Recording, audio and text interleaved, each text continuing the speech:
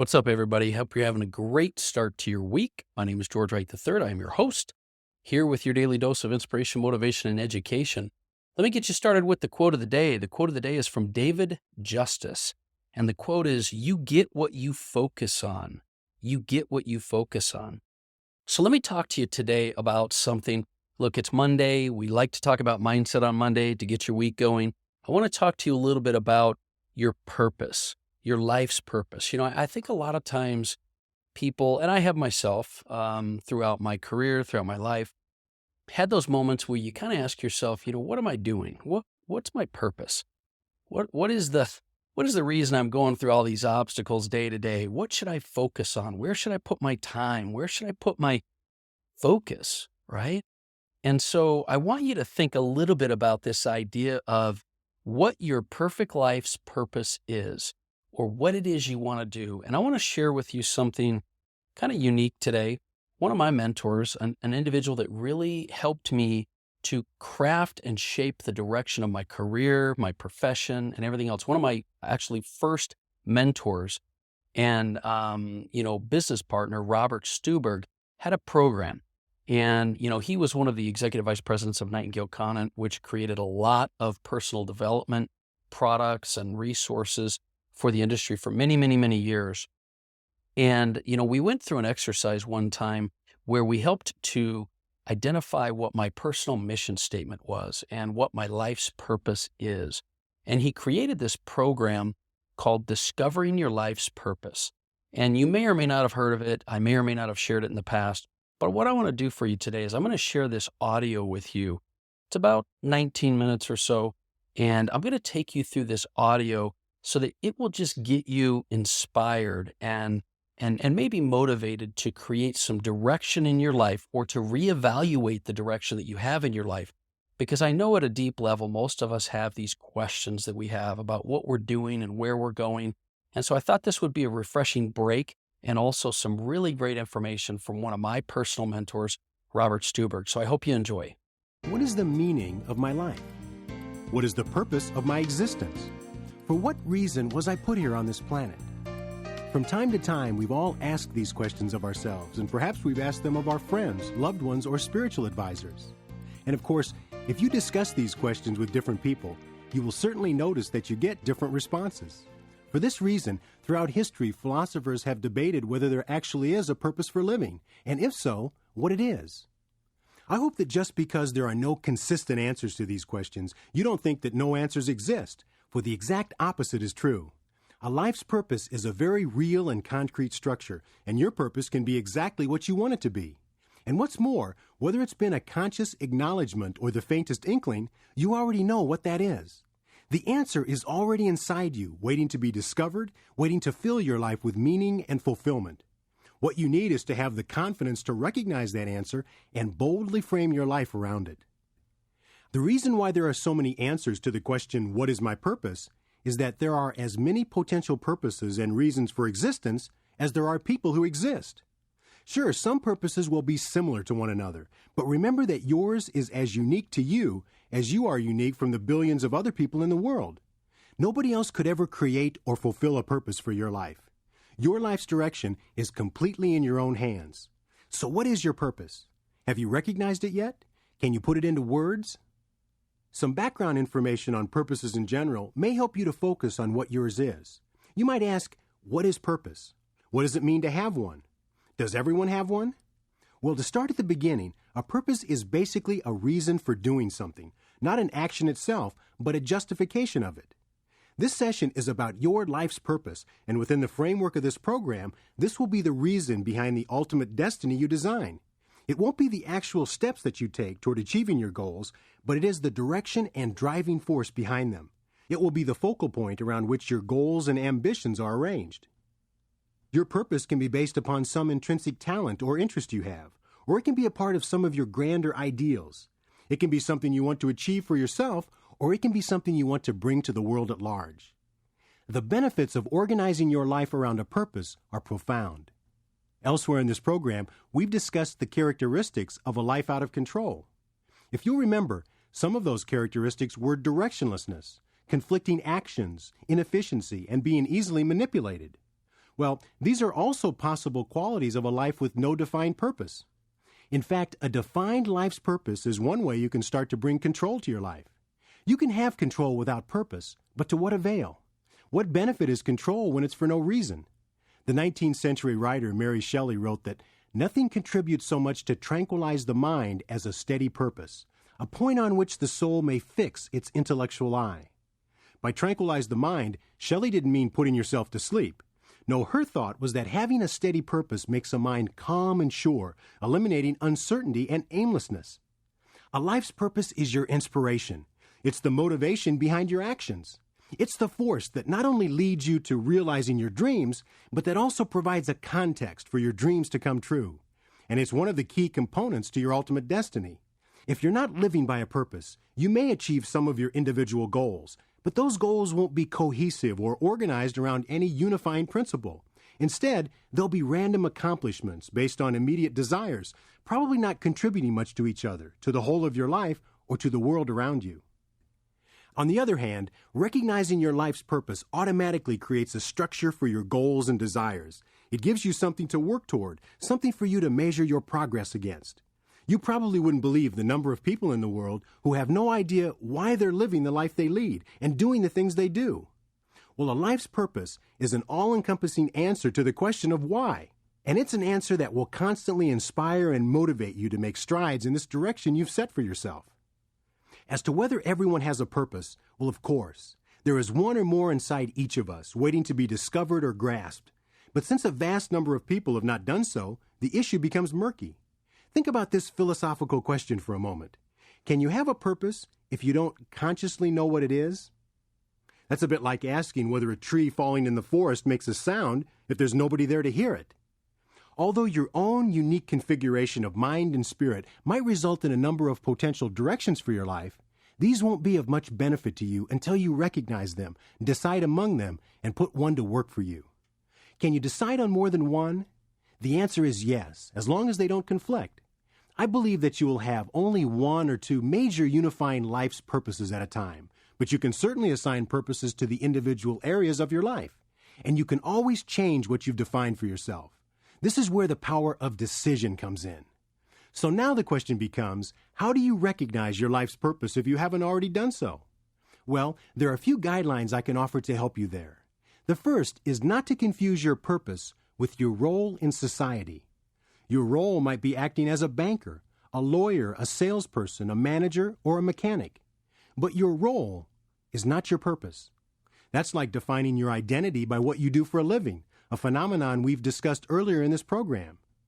If you're living your ultimate destiny, your role will probably be closely aligned to your purpose, since your role will be a result of your destiny, while your destiny will be a result of your life's purpose. And as you encounter other individuals and groups with their own purposes, try to keep your own purpose distinct from theirs. Too many people substitute the purposes of other groups and individuals for their own, and just as many people think that part of their own life's purpose is to get as many people as possible to adopt the same one. Unfortunately, both of these tendencies are flawed. You must find your own individual direction and leave others to do the same. This is the nature of a life's purpose. Your life's purpose is like a calling, something inside of you that draws you to a certain field of endeavor. It comes from a part of you that's difficult to categorize, but you'll recognize it when you see it. There may be some doubt surrounding it. It may even be a bit frightening to contemplate. But if you grab it and run with it, you'll have such a sense of rightness. Embracing a life's purpose is like reclining in a chair that was custom built to your proportions, or slipping into a bath that's just the right temperature. It's comfortable and comforting. Aligning your life to meet your direction may actually take some effort, but it's always worth it. A life lived on purpose is a wonderful and productive life indeed, and it's an absolute must for living your ultimate destiny. So let's bring this concept a little closer to home. Since you've been listening to this session, have you been searching your soul, hoping to discover your life's purpose? If you haven't thought about it before, perhaps you're striving to find some grand, perfect ideal around which to shape your life. Perhaps you're waiting for some revelation or epiphany to reveal exactly what your life's purpose should be. Well, I hate to break it to you, but there's no perfect life's purpose for you or for anyone. Perfection is, in fact, the lowest standard you could hope for, since it's actually unattainable. Being preoccupied with finding something that's perfect for you holds you back from making any progress. So don't wait around for the perfect life's purpose to enter your life through whatever means before you take action. Take action now. Remember, some part of you already knows what your life's purpose is. If it's your conscious mind, there's no acceptable excuse for procrastinating. Start organizing your life around your purpose as soon as possible. If your purpose is still hidden in your unconscious, the time for action remains right now. Quickly find a direction that feels right and gives you a sense of joy and fulfillment. Then make your decision and act upon it. You can always change your mind later if you need to, but you may be surprised at how what seems like a spur-of-the-moment decision is actually the direction you've been waiting for the whole time. You see, while your conscious mind has been occupied with other things, perhaps even frantically trying to find the perfect life's purpose, your deeper unconscious mind has had the answer buried within it all along, just waiting for the right moment to reveal it. After all, your unconscious knows what needs you have, what it will take to fulfill them, and what the life's purposes are that will bring that fulfillment. We all crave fulfillment in our lives. We all have the desire to expand ourselves to actualize our full potential. It's a basic need of the human psyche. The pioneering psychologist Abraham Maslow outlined this in his famous hierarchy of prepotency, or hierarchy of needs, as it's often called. Maslow's theory described people as wanting animals, constantly trying to fill a certain set of needs, which run from basic physiological ones like food and shelter to more complex psychological motivations, such as esteem and self-actualization. Once the lower needs for sustenance are taken care of, the mind is then technically free to focus on the greater issues of what will bring it fulfillment. Fortunately, most of us have our basic needs for food and shelter met, but the conditions that will bring us fulfillment are somewhat more elusive. This is where individuality comes in, because while it can be proven scientifically what nutrients and conditions all of our bodies need for survival, there's no master guidebook for what all of our minds will find fulfilling. There are some basic emotional needs that we all have in common. For example, we all have the need to love someone and the need to feel loved by or connected with someone. We all have the need to feel important or significant in the world, to stand out somehow. We all have the need to grow mentally or spiritually, to expand our horizons and ourselves. And we all have the need to contribute something of ourselves to the whole of society. But the degree to which each of us feels these needs and what it will take to fulfill them are entirely unique to ourselves. And what's more, most people aren't consciously aware of either their needs or what is the best way to meet them. In our distracting environment, these questions are often delegated to the unconscious mind, which does a remarkably thorough job of pursuing this sort of thing when our active minds are preoccupied with other matters. And when you ask the proper questions in the proper way, your unconscious will release the information it knows. If you approach a question like, "What is my life's purpose?" as if some part of you already knows the answer, which it does, and you demand the answer quickly, it will often be provided by your unconscious mind. So a first impression or quick revelation of what your life's purpose might be is not necessarily the wrong one. If you don't have another one already in mind, seize upon what you come up with and move forward confidently. You now have a clarity in your actions, an organization for your goals, a focus for your accomplishments, and a direction for your life.